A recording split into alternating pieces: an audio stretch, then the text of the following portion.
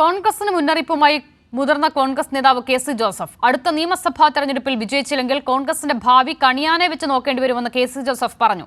അടുത്ത ബസ്സിൽ കയറാൻ കഴിഞ്ഞില്ലെങ്കിൽ ഇനി ബസ്സിൽ കയറാൻ പറ്റിയെന്ന് വരില്ലെന്നും എല്ലാ നേതാക്കളും പ്രവർത്തകരും ഇത് മനസ്സിലാക്കണമെന്നും കെ.സി. ജോസഫിന്റെ മുന്നറിയിപ്പ്. എ.കെ. ലതീഷ് ചേരുകയാണ്. ലതീഷ്, രൂക്ഷമായ ഭാഷയിലാണ് അദ്ദേഹം കോൺഗ്രസിന്റെ കേരളത്തിലെ ഭാവിയെക്കുറിച്ചുള്ള വിമർശനങ്ങൾ ഉന്നയിക്കുന്നത്, അല്ലേ?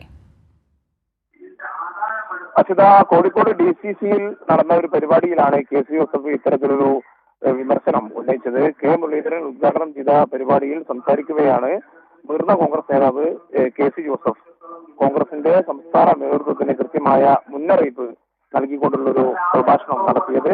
അടുത്ത നിയമസഭാ തെരഞ്ഞെടുപ്പിൽ വിജയിച്ചിട്ടില്ലെങ്കിൽ കോൺഗ്രസിന്റെ ഭാവി കണിയാനെ വെച്ച് നോക്കേണ്ടി വരുമെന്നാണ് കെ.സി. ജോസഫ് ഇവിടെ പറഞ്ഞത്.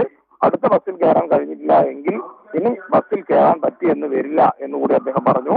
ഇത് എല്ലാ നേതാക്കന്മാരും അതേപോലെ തന്നെ പ്രവർത്തകരും മനസ്സിലാക്കണം. ജോലി കടുപ്പമാണ്. കോൺഗ്രസിനകത്തെ പടലപ്പിണക്കങ്ങൾ പ്രവർത്തകരെയാണ് വേദനിപ്പിക്കുന്നത്. കോഴിക്കോട് ജയിക്കാതെ അദ്ദേഹം കോഴിക്കോടുമായി ബന്ധപ്പെട്ടുള്ള ചില പരാമർശങ്ങൾ കൂടി ഈ പ്രസംഗത്തിൽ നടത്തുകയുണ്ടായി. കോഴിക്കോട് ജയിക്കാതെ 2026 ഭരണം പിടിക്കാൻ പറ്റില്ല. നടക്കാതെ വെള്ളിക്കാലത്തിൽ ആരും നമ്മളെ ഭരണത്തിലേക്ക് എത്തിക്കില്ല. LDF-ഉം UDF-ഉം മാത്രമല്ല, മൂന്നാമതൊരു ശക്തി കൂടി കേരളത്തിലുണ്ട്.